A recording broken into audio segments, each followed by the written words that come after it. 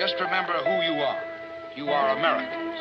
Your forebears found a wilderness, and they began to convert it into a fair land with only 3 weapons, with the Bible, the axe, and the plow. Nothing stayed them, neither the perils of death, nor wounds, nor savage mountains, nor wide rivers, nor the unknown into which they plunged. They were of every racial stock and every religious faith, and each brought something of the old country to the new country.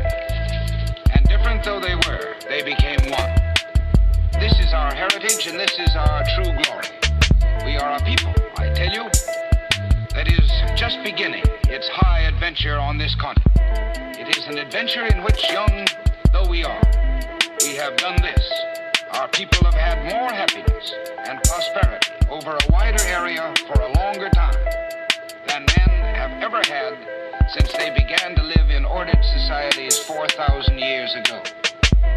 Since we have come so far, who shall be rash enough to set limits on our future progress?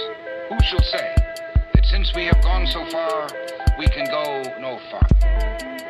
Who shall say that the American dream is ended?